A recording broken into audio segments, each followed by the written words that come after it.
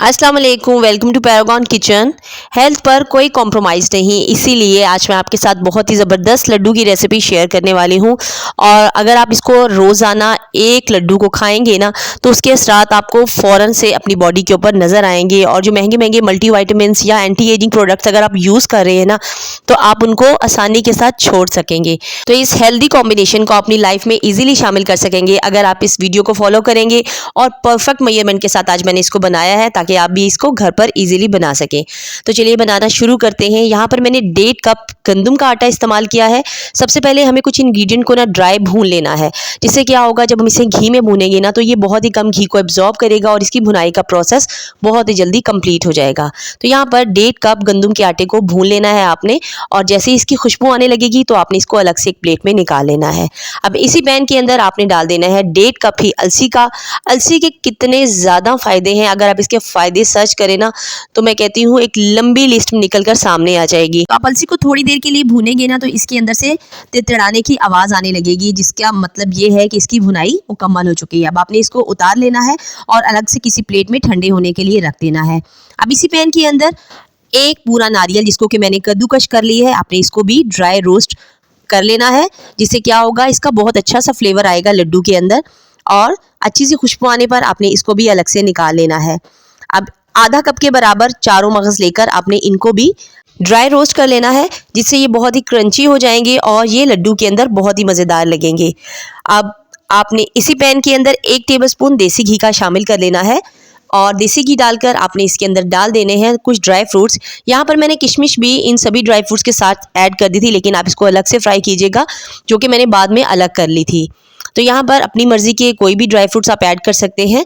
तकरीबन 1 कप के करीब चारों ड्राई फ्रूट्स को लेकर आपने अच्छे तरीके से घी के अंदर ज़रा फ्राई कर लेना है, जिससे ये बहुत क्रंची हो जाएंगे। और इसको ग्राइंड करेंगे तो इसका फ्लेवर बहुत ही अच्छा इन्हेंस होगा।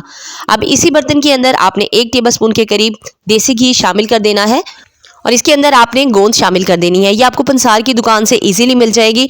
अब गोंद को पॉपकॉर्न की तरह फूल जाने तक आपने कुक कर लेना है। फूल जाने के बाद ये एकदम क्रंची और क्रिस्पी हो जाएंगे और ये कुछ इस तरह से आपको नज़र आएंगे। इनको भी आपने निकाल कर साइड पे रख लेना है।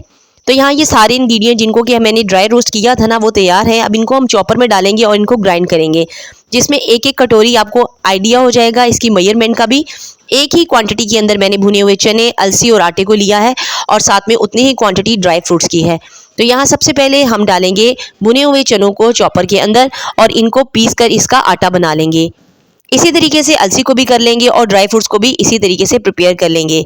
साथ ही में गोंद को भी चॉपर में डालकर इसी तरीके से क्रश कर लेंगे। अब इसकी कुकिंग प्रोसेस की तरफ चलते हैं, जिसमें सबसे पहले डालेंगे पैन के अंदर 1 कप भरकर देसी घी का।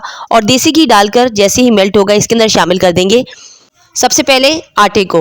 तो आटा जो है वो हमने पहले भी ड्राई भून रखा था, जिससे कि इसकी भुनाई जो है ना बहुत तेज़ी के साथ मुकम्मल हो जाएगी और बहुत ही जल्दी घी छोड़ने लगेगा। तो देखिए सिर्फ 3 से 4 मिनट के लिए ही मैंने इसको भूना है और 3 से 4 मिनट के अंदर ही इसने घी छोड़ना शुरू कर दिया है। आटा शामिल करने के बाद आपने इसमें डाल देने हैं भुने हुए चनों का आटा, जिसको कि मैंने चॉपर के अंदर डालकर चॉप कर लिया था। और ये बिल्कुल इस तरह से आटे की तरह बन गया है। अब ये ऑलरेडी कुक्ड होता है, इसको बस आपने अच्छे तरीके से मिक्स कर लेना है पहले। और उसके बाद आपने इसके अंदर अलसी का आटा शामिल कर देना है, जिसको मैंने भून रखा था और उसको भी इस तरह से चॉपर में डालकर ग्राइंड कर लिया है। अब 3 से 4 मिनट के लिए इन तीनों चीज़ों को अच्छे तरीके से कुक कर लेंगे, क्योंकि ऑलरेडी ये तीनों चीज़ें ही कुक्ड हैं। तो बस 3 से 4 मिनट के लिए आपने इनको अच्छे तरीके से भून लेना है। और उसके बाद इसके अंदर शामिल कर देंगे वो तमाम इंग्रेडिएंट जो कि हमने तैयार करके रखे हैं। सबसे पहले ड्राई फ्रूट्स ऐड करेंगे, उसके बाद ये भुना हुआ नारियल ऐड करेंगे और साथ ही में इसके अंदर गोंद शामिल करेंगे। आधा कप के बराबर इसमें किशमिश डालेंगे और आधा कप के बराबर ही इसके अंदर तेल शामिल करेंगे। अब इन सभी चीज़ों को अच्छे तरीके से मिक्स करेंगे। बहुत ही अच्छे तरीके से इसको मिक्स करना है। ये सारे इंग्रेडिएंट जब अच्छे तरीके से मिक्स हो जाएंगे तो आपने फ्लेम को बंद कर देना है और इसको साइड पर कर देना है।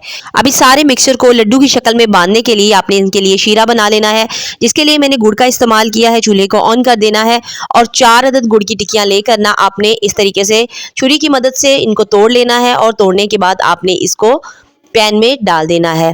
तो यहाँ पर इसके अंदर 2 टेबलस्पून के करीब डालेंगे इसके अंदर देसी घी का, और पानी का इस्तेमाल बहुत ही कम करेंगे, क्योंकि पानी ऐड कर देने से ना ज़्यादा क्वांटिटी में इसके अंदर लड्डू के अंदर एक अजीब सी स्मेल पैदा हो जाती है।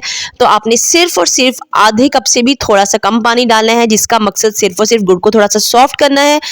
बिल्कुल लो फ्लेम के ऊपर रखते हुए आप गुड़ को 3 से 4 मिनट के लिए कुक करेंगे, तो बिल्कुल सॉफ्ट हो जाएगा और चम्मच की मदद से प्रेस करते हुए इस तरह से इजीली घुलकर तैयार हो जाएगा। गुड़ की इस चाशनी को सिर्फ आपने एक ही बॉयल आने पर फ्लेम को बंद कर देना है, और इस चाशनी को आपने ऐड कर देना है इन सभी इंग्रेडिएंट के अंदर। और अब दोबारा से इस लड्डू के मिक्सचर को आपने चूल्हे पर रखना है, फ्लेम को बिल्कुल लो रखना है, ताकि ये मिक्सचर अच्छे तरीके से चाशनी के साथ गर्म ही रहे और इसके लड्डू इजीली बांध सकें आप। तो ये देखिए बिल्कुल परफेक्ट है, इसकी जो इसका टेक्सचर है वो बिल्कुल परफेक्ट बना है लड्डू के लिए। इसी स्टेज पर आपने इनको उठाना है और अपनी क्वांटिटी के मुताबिक आप अपनी मर्जी से छोटे साइज़ के बनाना चाहते हैं या बड़े साइज़ के, आप इस तरह से लड्डू इनके बांध लीजिए। और ये देखिए कितने ज़बरदस्त लड्डू बनके तैयार हुए हैं। तो थोड़े गरम, इस मिक्सचर के गरम होने पर ही आप इनके जल्दी जल्दी से लड्डू बांध दीजिए। तो ये देखिए बहुत ही ज़बरदस्त लड्डू बने हैं, और आप इनको 2 से 3 महीने तक इजीली स्टोर करके भी यूज़ कर सकते हैं। और इस रोज़ाना एक लड्डू का इस्तेमाल वाकई ही मैजिकल इफेक्ट्स आपकी बॉडी के अंदर लेकर आएगा। ज़रूर से इस रेसिपी को आपने ट्राई करना है और मुझे अपना फीडबैक ज़रूर से देना है। और अगर वीडियो पसंद आई तो वीडियो को थम्स अप कर दीजिए। इंशाल्लाह फिर मिलेंगे टिल देन नेक्स्ट वीडियो। तब तक के लिए अल्लाह हाफिज़।